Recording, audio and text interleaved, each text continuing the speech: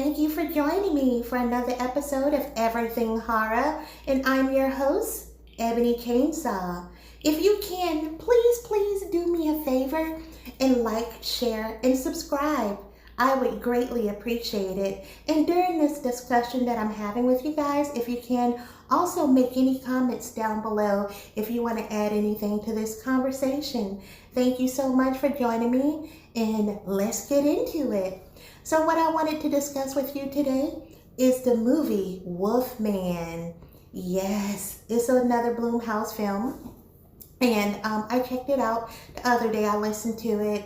And so I'm going to give you my perspective on the film, what I thought overall. And, just to give you guys a heads up and, just in case you've been debating on whether or not you want to see this film. So the Wolfman has a list of 5 characters altogether, but there's 3 main characters in this film. And the 3 main characters is the father, husband, Blake. And then you have Charlotte, which is the wife. And then you have their daughter, which is Ginger. So when this movie starts out, it starts out with a young Blake and his father, and they live out in these isolated woods. And I believe this is in Portland, Oregon. And they have, a big cabin style home. Well, not big, but they have some kind of cabin style home. And that day, his father decides to take him out, hunting and everything. And they go out and you see a young Blake, he's a young kid, really, really young. And his father is just trying to teach him about survival and explain to him that, like, look, one day you need to pay attention. Pay attention to everything that I'm telling you now, because one day you're going to need these skills. So please pay attention. So you know how kids are when they're really young. They're not always completely focused, but, basically what happens, it is kind of showing you the dynamic between him and his father. So at some point, Blake's father kind of snaps at him because he feels like he's not really paying him any attention. In some point in the movie, Blake ends up wandering off and get lost, and his father, kind of snaps at him and everything. And then at some point they realize that there's something in the woods. So he tells young Blake to go up into the deer house while he investigates what's going on. So basically while his father is seeing what's going on, young Blake is up into the deer house. And I guess the deer house kind of gives you like a panoramic view of everything that's going on beneath you. And so young Blake goes into the deer house. His father is, trying to find out what's going on. Then at some point, you hear a lot, and I do mean a lot, of things going down below. And at some point, his father comes into the home, I guess into the little deer home thing.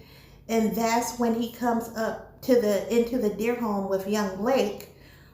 There's something that's crawling up to the little deer house.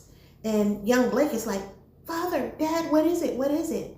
And then there's some shots, some scuffle or something, but him and his father is up into the deer house. So, it kind of goes off from there, and you're not really sure what happens and what it was. But at some point, young Blake and his father goes back home. His father gets on the CB radio while young Blake is in the other room. So young Blake hears, some discussion and goes into the room where his father is on his CB radio and hears his father say to one of his neighbors, I found it. I found the wolf. The wolf is here. The wolf does exist. And so his neighbor is like, oh, there you are again. You know something? If there is something out there, it's best to just leave it alone. Why are you trying to hunt, some superstitious type of thing? And he's like, don't you care? Don't you want to save your son too? And then the father looks back and realizes that young Blake is there looking perplexed. And then 30 years later comes and you see an adult Blake. Now Blake is, hanging out with his daughter Ginger in the city.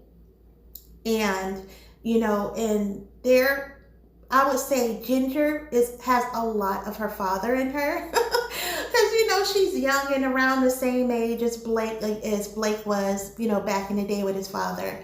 So basically what happens is she too, is misbehaving like young kids do sometime, and her father snapped at her, and they show the relationship that they have together, and it's so cute, like they're so close. And and he tells her, after he snaps at her, he looks at her and says, okay, read my mind, and she touches his head and he says, what do you think I'm saying right now? And so, basically when Blake tells his daughter, touch my forehead and tell me, because you can see the future, what do you think I'm feeling right now? And she's like, oh, I can see you're saying you love your daughter, something like that. And he's like, oh my goodness, you're right. It's just a cute little moment. And I'm like, oh, because they want you to see this connection that this father has with his daughter. And it's so cute and so precious. So they go back home and they're having a good time. And, his daughter Ginger has talked him into putting on makeup. Because, girls like to play dress up with their dads or have the little tea parties. They have that little relationship. So they're having a really good time. And then the wife comes in, which is Charlotte. She comes in from a long day at work. And, she hands him over like some type of mail. And he looks at the mail while she's on the telephone talking. And when he goes through the mail, he finds out that they have declared his father no longer living, and that he needs to go back up to, those mountains, countryside over in Portland, Oregon, to claim the property and his belongings, because it's now his. So he's feeling a little emotional and everything. And at some point, he tells his wife what's going on. And, his daughter is like, Dad, are you okay? Just really caring and everything. And they have a family moment and a discussion. And you can kind of see that their relationship, the wife and husband relationship, is a little strained. It happens when you're with someone for a while and you both got, your careers going on. And sometimes people grow a little apart. There's still love there, but you grow a little apart. So that's pretty much kind of like the story between him and his wife, Charlotte. So you see that, and at some point they have a discussion and decide that they're gonna, they just want to reconnect as a family. It's a good opportunity for them to try to go up there and, check out the home, because what we find out is Blake has not been in Portland, Oregon to see his father since he was of age. Soon as he became of age, he disappeared and never came back home because he was very frightened of his father. His father was really strong, really tough, and it was just because he wanted to protect him and stuff and make sure that when he was no longer there, that he'll be able to survive. Just like, I think that's what but yeah, I do think that, yeah, that's definitely what every parent wants for their children. So they discuss, agree that they're going to go out there and just, as a family, and gather his father's things, check out the house and the surroundings and stuff, because it's quite isolated. And he also tells his wife and his daughter, like, I want you to go and see this scenic view. It's so beautiful. Like, when you go out and you look at it, it just makes you feel like everything is going to be all right. Because it's just a beautiful, breathtaking view. And him and his father used to share those moments all the time, just going out there and looking at the nature and everything. So the wife does agree. And they decide they're going to do it. So, she takes the time she needs off. And, Blake is a writer, but Blake is currently between jobs right now. So he's pretty much focusing on raising his daughter while his wife is actively working as a journalist. So, you kind of understand everything that's going on. They go and they, take a drive out there with a humongous, like, rental truck, a really big rental truck, and they drive out there because they're going to check out the property. It's been so many years. Blake doesn't really remember what everything looks like, but, So as they're driving out there and they get close to where the home is, he parks into a neighbor's house, and he doesn't realize it because he's looking and he's like, is this the house? I don't remember. Whereas he pull in, there's someone inside the deer house. So they come down with their pew-pew, and so the wife is really nervous, like, oh no, we may need to go. He's got a pew-pew, but come to find out, it's one of his neighbors, and he tells him, hey, you're at the wrong house. It's all good. Remember, I'm so-and-so. And he's like, oh, really? Because everyone's grown up. And he's like, yeah, wow, it's been a while. You're pretty much sorry about your father. A lot of people, don't make it long here in these parts. And he's just telling them about how cool it is for him to have a nice, beautiful family and how he lucked out and everything. And Blake is like, yeah, I sure did. Thank you, So he's like, hey, if you want to, I'll show you where your place is. And so his neighbor hops in the car with Blake and his wife and kid, and they go driving to, so he can show him where his home is. And on the way of driving there, all of a sudden, out of nowhere, this creature standing on 2 feet appears in the road. Blake swerves to try to avoid it. So while he's swerving to try to get away from what he just thought he saw, he gets in this really bad accident. The rental truck is like almost hanging a little off the cliff. So he looks over at his neighbor, and somehow I think his neighbor flies out of the car, and all of a sudden you hear a scruffle of some kind. You're hearing some type of beastly sounds and everything, and everyone's like, what in the world? He tells he checks on his daughter and wife, and they're okay. He tells them to move forward, more back to the back of the truck, so they can keep the vehicle from teetering. And of course, they're all startled because they can hear his neighbor's, gun go off, the pew-pew go off, and they can hear him struggling. Then they hear some chomping and, just very disturbing sounds. So everyone's scared, but they're trying to make sure that they get out of that U-Haul safely. So basically, they go to the back. They're able to climb out of the back window. And as they're climbing out of the window, they hear that sound, and now the sound is coming towards them. So as a family, they all get out and they're running, trying to get away from this sound that seems to get louder, like this growling sound, just very, very scary, and it's getting closer to them. And then they realize, oh, this is the house. So they ended up with the keys, get into the house in just enough time to avoid the being attacked by that animal. And the daughter, Ginger, is so scared. Charlotte is confused and scared. And, Blake is just like, what the what? So everybody right now is just like basically whirling for everything. And, Charlotte and, and Ginger are trying to figure out, like, is that neighbor okay? Nobody really knows. And what was that? And you're hearing this animal just beat on the door, trying to bust through the door and everything. And so they all scatter, they try to get the daughter someplace safe. And at some point, the creature tries to, eventually stops trying to get into the home. And once they get the daughter, get her in the bed somewhere to sleep, then the husband and wife, Blake and Charlotte, have a discussion trying to figure out what happened.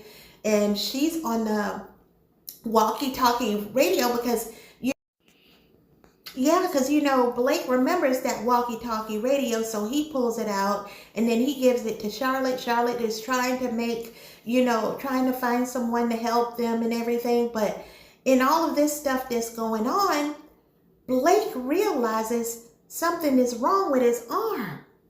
So Charlotte checks it out and like, oh my goodness, what is this? And then he's like, I don't know. When we were trying to get away, I must have gotten some kind of scratch or something from the animal. And all of a sudden, the strangest things start to happen to Blake. This is when Blake is starting to go through some form of metamorphosis, I guess. And, he starts being able to hear keenly, just all kinds of things that are happening. His wound is getting worse. His hair is coming out of his head. Just, he's getting sick to his stomach. It was just a series of things that was happening to Blake. So, and also the very interesting thing that started to happen is he could no longer hear his wife and his daughter. He couldn't hear them, and when he looked at them, it was like some kind of colorful glow on their body. I guess how they say animals like dogs see humans with all these color patterns or whatever. So yeah, that was quite interesting.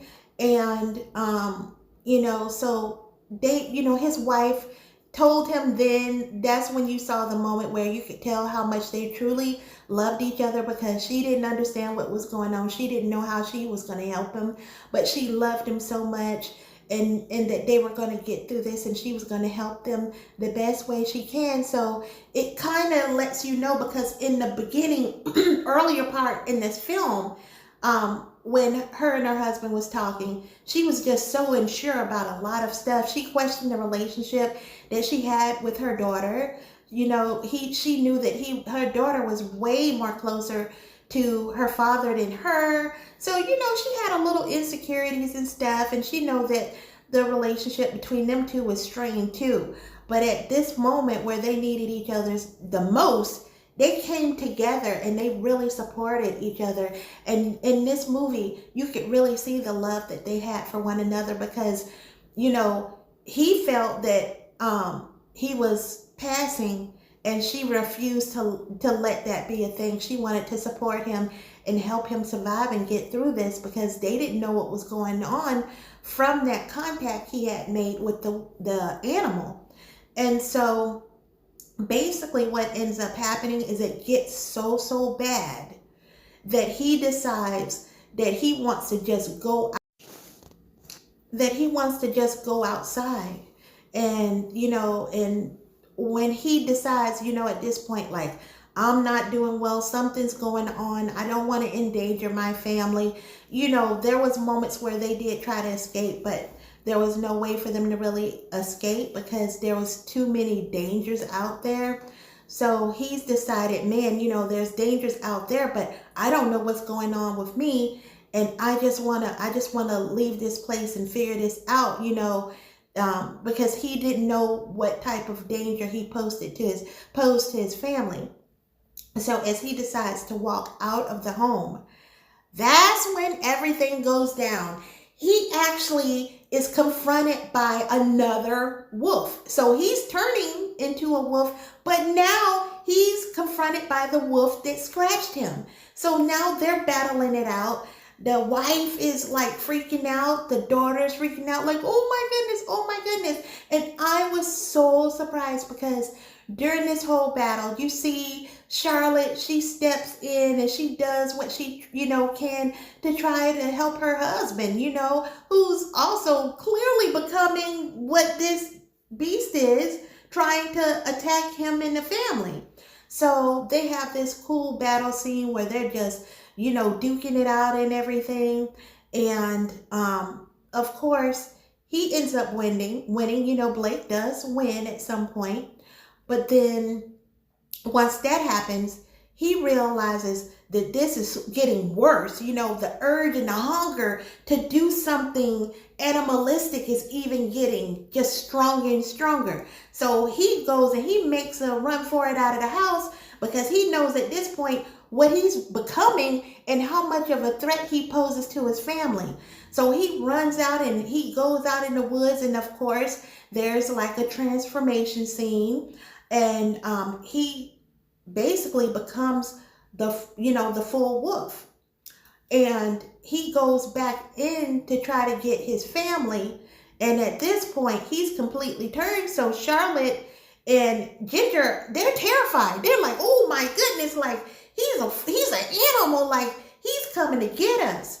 And of course something happens where he's confronted by the wolf again. The wolf is not gone, so now there's this battle scene, and because he's trying to save his family, he realizes even though he has that insatiable thirst, he cannot, the love he has for his family will not allow him to victimize them. So he's fighting that urge, and then he's fighting this other animal so he can protect his family. And it was such a good story at this point, because you see this man, battling with this, this transformation and everything, and trying to keep his family alive, and trying to stay away from them, and fight this beast that's still attacking and everything. So of course he ends up winning that battle and everything, but now he's faced with the same challenge that he's been faced with since he's been transforming, and that is the challenge of being able to keep from taking his family out. So of course, there is another scene of where Charlotte and Ginger has to run up in the deer house. And when they run up into the deer house, guess what happens? They're faced with the exact same moment that him and his father was faced when he was in a young child out in the woods with his father. And this time he was the beast on the other side. So his wife, she had a pew-pew in her hand, standing up in the deer house. The daughter was very scared and nervous, and you can hear him just crawling up higher and higher and higher up into the deer house. And you can hear those growls, and you're just like, oh my goodness, what is going to happen? What is going to happen? What is she going to do? Oh my goodness, that poor little girl. Oh my goodness, I hope Ginger's going to be okay. I don't want nothing to happen to anybody. That's just how I am, because I'm extra, So I'm like, oh my goodness, like I'm just hoping that this all turns out. So when he gets up to the top, he's visible. Charlotte is standing there with the pew-pew just looking at him. And so Ginger looks at her dad, and she says, she's doing the whole what are you thinking thing. And she's just like, he just wants it to be over, And then that right there was letting, Charlotte know that her daughter has come to the realization that at this point there is no possible way that they can save her father, and she's accepted whatever fate that there's going to be for him. So when he gets ready to launch, Charlotte decides to pull the trigger, and he falls down. You hear him hit the ground. Charlotte and Ginger, they go and they look down at the panoramic view from the deer house. They decide to come down because he's laying down on the ground. So once they come down from out of the deer house and they decide to surround, Blake, his daughter Ginger is looking at him. His wife Charlotte is looking at him in a very endearing way. And, he's just looking there as he passes on. And they decide, at that point that they're just going to try their best to make it on out. And as they're walking away from the property, they all of a sudden see this beautiful Thomas Kincaid type scene that Blake told them about, that he really wanted them to see. And that was that scenery as to when he said, when you look at this, it is so beautiful. It's going to automatically make you feel like everything is okay. And Charlotte and Ginger just stood, they stood there holding hands and looking at that beautiful view. And then that's when the movie just closed out and ended. Now, I really, really, really did enjoy this film because this film was not just a horror film or anything like that. It had so much meaning about family and closeness and bonds that could never be broken. And I don't know, it was just, it said a lot because he always wanted to try to build a relationship with his father, but he was so afraid of him. And it wasn't until he became an adult himself and had a child of his own that he became just as protective of his daughter as his father became of him. And then he could understand it. You know, he could understand that constant worrying, that constant trying to prevent your child from being,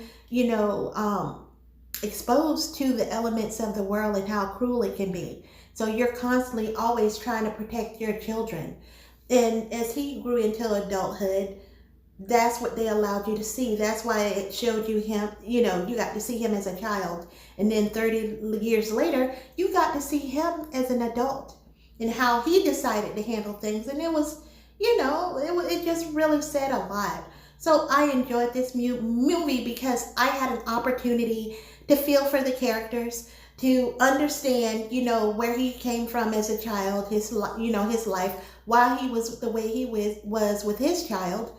And even though him and his wife was having a rough patch in their marriage, when it came down to it, they truly, deeply loved each other. So it was just so many messages in that movie. I really enjoyed it. I would definitely recommend it. It is definitely a watch if you do get a chance.